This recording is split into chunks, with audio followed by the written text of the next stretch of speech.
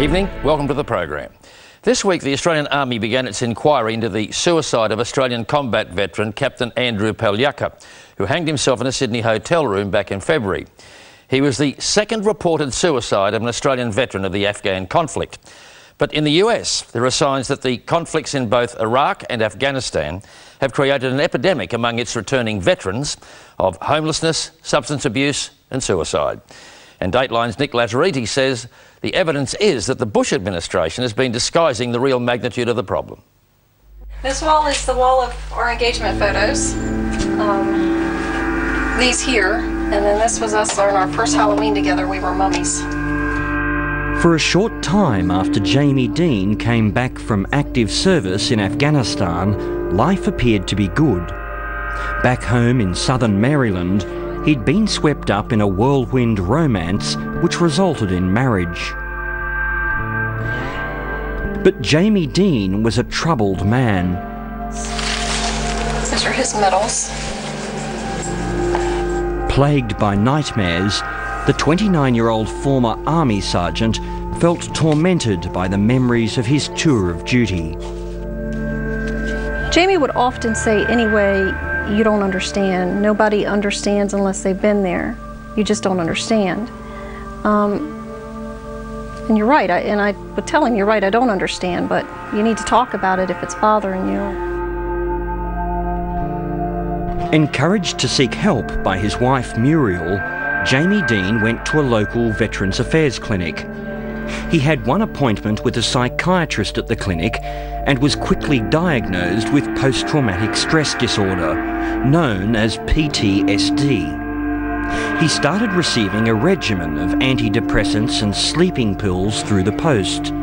But according to his wife, Jamie's world completely fell apart when he received fresh call-up orders, this time to Iraq. His whole mood changed. He started withdrawing from me, drinking a lot more. He wasn't taking his medicine after that. The sweats and the nightmares came back that he was having before, and he would often tell me about his nightmares, that he was having nightmares that he was going to be killed over there. He should have never been recalled. And he'd be here today if he wasn't recalled. I know he would. It wouldn't have sent him over the edge the way that it did. It was Christmas Day last year that Jamie finally snapped, firing a shotgun into the paddock at his father's empty farmhouse. I done my time in the military. They're getting ready to call you back, you think? They already called me back. I lost all my friends. You lost all your friends because you were overseas? Yeah. But then you come back and nobody respects that. Nobody? The police soon arrived, and although they knew about Jamie's diagnosis of PTSD, they responded aggressively. Well, there are people surrounding me. Let them get the hell away from the back of the house. They're backing up. I told them to back off, but I'm not lying to you. I got lights and everything, and you know what? It's about to get ugly. Oh, yes. You have no idea what the fuck I'm about to do. These photos showed the damage after police fired 85 tear gas canisters into the building. Realising that the police were ignoring her husband's fragile condition, Muriel Dean feared the worst. And then I went to the police officer standing there. I said, you need to tell me what just happened, because I just started bawling. I felt something. I got goosebumps, and it wasn't a good feeling. And they called him back on the cell phone as I was sitting a little ways away, and you heard the guy on the other line say, he's deceased, but don't tell the family. And I don't remember much after that. Jamie Dean was shot dead by a police sniper. I'm ashamed, because the government needs to treat our veterans and our soldiers and our military a lot better than they do. But the killing of Jamie Dean was by no means an isolated incident. In fact, throughout the United States, several veterans have died as a result of what's been dubbed as police-assisted suicide. But what's really alarming are the rates of suicide overall. The latest research indicating that male veterans are killing themselves at a rate 4 times greater than the general population. When you add to that the unprecedented numbers of homeless veterans, as well as those abusing alcohol and drugs, then it's clear that America is facing an epidemic of mental health disorders. I was furious on June 5th when our government turned their back to our son. I would never go back, and I would never contact the VA. I wouldn't do anything, because I knew by that time that they weren't there to help us. And this is how the room, with the exception of the posters and the flooring, this was just... In his house in rural Massachusetts, Kevin Lucy has left untouched the bedroom of his only son, Jeffrey. Well, the breath marks, they're right here. And those have been there since the day Jeff died. We create this in our own minds. But sometimes I wonder if he just wasn't looking out there for the last time. You know, it's hard. Very difficult. This is where Jeffrey Lucy lived with his family when he returned from service as a convoy driver in Iraq. Already a veteran at 23, the trauma that followed him home from the war would soon end in tragedy and leave his family shattered. They take them, they emotionally destroy them, and then they throw them back into society and say, okay, you're on your own. And you know, whether they mean that or not, there was no outreach to Jeffrey. When Jeffrey Lucy returned to civilian life, he was depressed and morbid. He told his sister he was a murderer and felt guilty about what he had done in Iraq. For months after he returned, he was vomiting on a daily basis and had frequent nightmares and psychological disturbances. Jeff had most of the symptoms that you would hear about. He had hallucinations, visual, audio, tactile.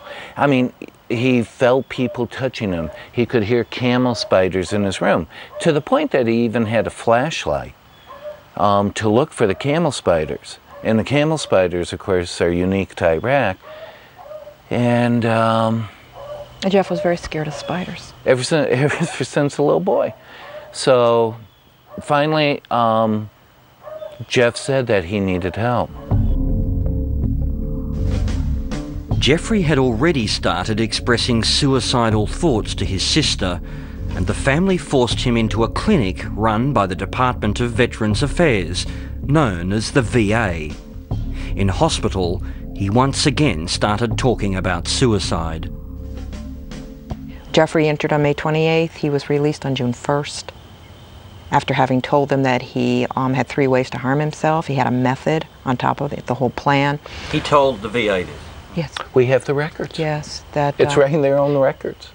He was admitted on a Friday by one psychiatrist, discharged on a Tuesday by another psychiatrist after a discharge interview. Back at home, Jeffrey's mental state deteriorated. His family were distraught when he overdosed on his medication and crashed the family car. But the VA refused to readmit him. And my daughter talked to somebody and said, you know, he's really bad. And said, I think my brother might be gone by this time next month if somebody doesn't help him. And the person on the phone concurred with her and said, you might be right. As Jeffrey fell apart, so too did the Lucy family. They tried desperately to protect their son, emptying the house of anything he could use to harm himself. But just weeks later, his father Kevin returned home from work to make a shocking discovery. I walked downstairs, and when I got there, I saw that there was blood on his platoon picture. And then I happened to see Jeff, and I thought he was standing at first, but Jeff was hanging from the garden hose, the hose that he had told the psychiatrist he had purchased, but we didn't know about it. That was the only thing. We didn't clear out the house.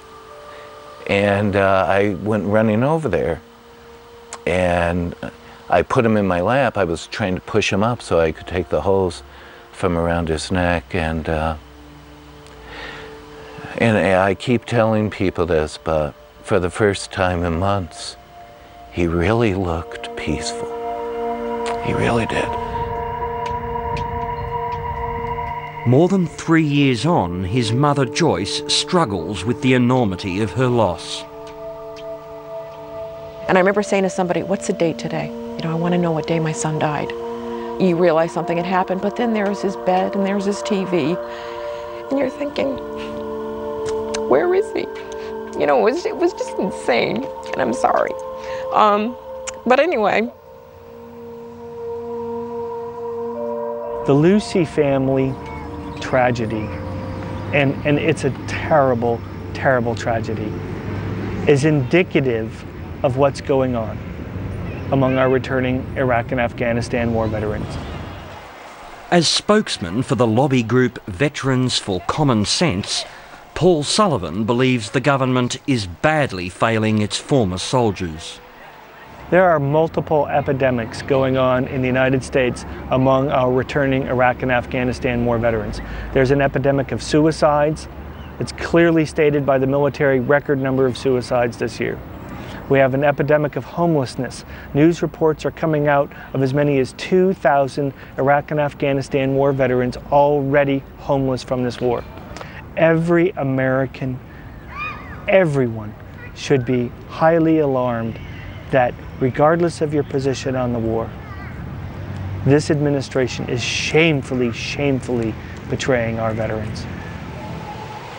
Sullivan certainly knows about the horrors of war, as well as the inside running of the Department of Veterans Affairs.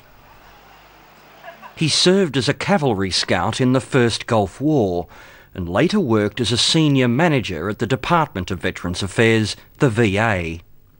He believes the VA's failings are no accident. While I was working at VA, political appointees, who are the top-level employees appointed by President Bush personally, were trying to undermine and destroy the Department of Veterans Affairs. They were coming up with policies to block veterans with PTSD from getting disability benefits and health care. Sullivan claims these Bush appointees actively attempted to cover up the true scale of the PTSD problem.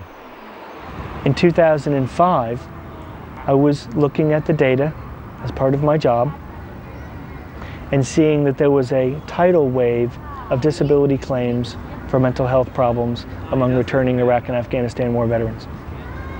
When I briefed the political appointees about this, one political appointee told me to, quote, make the numbers lower. She said, God doesn't like ugly. You need to make the numbers lower. According to Sullivan, the political interference extended to misleading the US Congress. But the VA says the political winds are blowing in its favour. Well, political issues right now are recognizing the absolute central importance of caring for veterans is one of the most important issues in our country. The VA is now well funded. We must be the best funded healthcare system in America.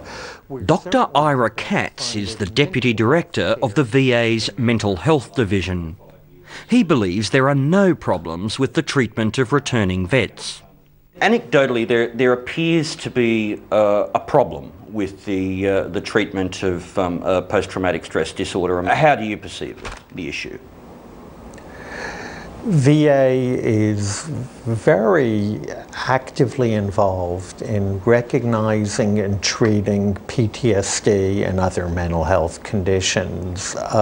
Our treatment follows the most current evidence, and our treatment works.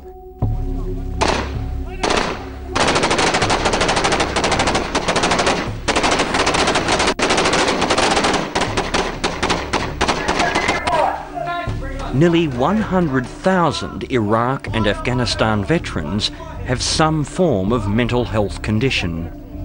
Their impact on the government's healthcare system will be enormous. But when it comes to the forward estimates for the real cost of looking after its traumatised vets, the VA is hard to pin down. Yeah, costs are difficult because it's a fuzzy boundary about how to calculate the costs. Are we just interested in the costs of therapy? What about the stress on the family? What about lost productivity at work? It's hard to draw a line about how best to count it. While the VA seems coy about stating the exact cost of disabled veterans to the US government, Paul Sullivan's group assisted a Harvard University study to discover just that, by securing secret VA statistics under Freedom of Information laws. As a result of their study, Harvard University was able to show that the Department of Veterans Affairs will spend between $350 billion and $700 billion over the next 40 years for health care and for disability payments for Iraq and Afghanistan war veterans. 68, Mike Charlie, 6813. Our mission in our area was to conduct combat patrols outside of the base and to secure the base. So we had the stress of having to go outside the base, and we had to worry about IEDs, small arms fire, RPGs, things like that. So we also had the stress of having to directly engage insurgents. So 41-year-old Steve Edwards served in Iraq. He remains traumatised by the loss of colleagues and the way in which he handled it. There were days when it's just like, you know, let's just wipe out this whole fucking village. Fuck all these people. And then I think about it and it's like, God, what the hell did I say that for? I didn't mean that. These people, you know, this guy could be... Steve is one of the lucky ones. He was diagnosed with PTSD and is receiving treatment from a Veterans Affairs clinic. But he still thinks the system is failing his army buddies. There's so many hoops and red tape to deal with that people get fed up and just walk away from it, and it shouldn't be that way. Even after treatment, Steve's mindset provides an insight into why so many young men and women are returning home as changed and deeply disturbed individuals. It altered me. I feel it killed something inside of me that, and at the same time, awoken something in me that was dark, that I didn't want to get out, and especially around my wife or daughter. And it's that dark side that, I mean, where does it come from? I mean, obviously it's in all of us. I mean, it took going to Iraq or going into a situation like that to bring it out. And now that it's out, you can't put the cork back on the bottle. You know, you can't put it away. Upset that most of his friends haven't been able to access care or benefits, Steve decided to join a lawsuit with other veterans against the VA. We're just really trying to get the VA to see that there's a problem with their system. We're not saying that the VA is bad. We're not saying that the people working at the VA are bad. We're not even looking for money. We're just trying to say, look, your system is a good system. It's a good idea. but you really need to revamp it. The VA has already attempted some revamping of its own. Many veterans were angered when it tried to reopen 72,000 PTSD claims it had already approved, despite having a backlog of 600,000 disability claims. When that was overturned by Congress, the VA asked the nation's top medical body to redefine PTSD. VA did this to destigmatize this illness, to make the case that mental health illnesses are real illnesses, and to address criticism from different quarters that these weren't real conditions. They are. But veterans groups claim it was a cynical attempt to reduce claimants by narrowing the definition of PTSD. That attempt was rejected by the experts. Think about someone with traumatic brain injury that comes back from have a bomb go off near his head and the microscopic bleeding inside the brain. They're zombies. They come back as zombies. Someone is going to have to take care of them the rest of their lives. Who's going to take care of these people? It's the VA's job to take care of these people, and they're just not doing it. They're just not doing it. So where do we start, Michael? Where do you want to start? Gordon Erspalmer is one of the lawyers spearheading the unique lawsuit that Steve Edwards and other veterans and their families have taken out against the VA. He says the VA's own predictions for disability claims show a burgeoning problem. As you can see, they've gone from about 335,000 in 2002 to a projected 950,000 by 2008. And that's just in a very short period of time. But they're not going to have any effect unless Congress acts. Exactly. The lawsuit that Erspalmer has lodged against the VA is aimed at forcing the department to radically overhaul its entire system. It's a move Erspalmer believes is essential, given the delays faced by those seeking to access care. Our projection, and it's based upon actual data, is that it takes 12 to 15 years for a PTSD claim to work its way through the entire system, assuming an initial denial. 12 to 15 years. Well, what happens? Most of these guys die, or they give up somewhere along the line. You can't keep going that long.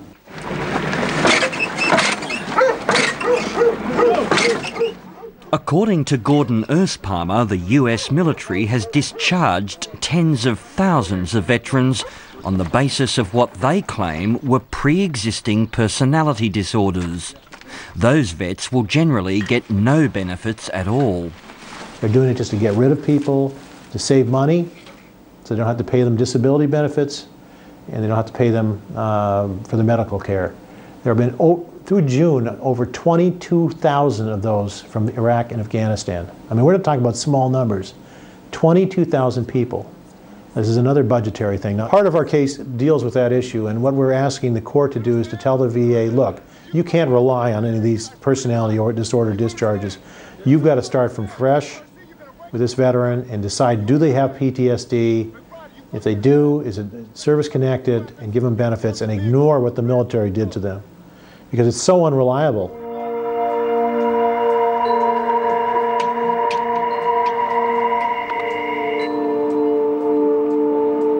At the Vietnam War Memorial in Washington, D.C., people still flock to pay tribute to soldiers killed in a war most Americans would rather forget.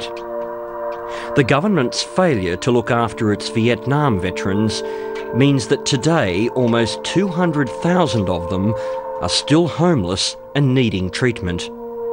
They're now set to be joined by a new generation. This administration's continual failure to have a plan for 1.5 million Iraq and Afghanistan veterans smacks as the ultimate betrayal of our fighting men and women. Bush, who failed to serve in the active duty military when he was called during the Vietnam War, is now sticking the knife in the back of our veterans. He ought to be ashamed.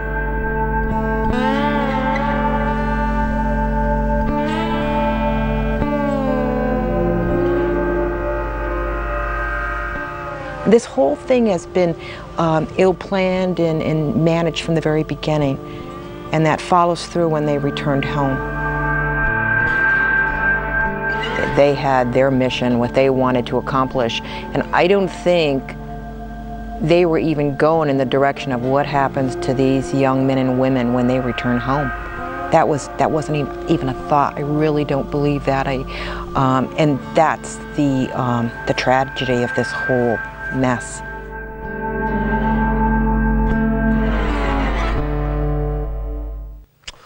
Nick Lazaredes reporting, and the PTSD problem, of course, has also struck Australian returnees from those same war zones.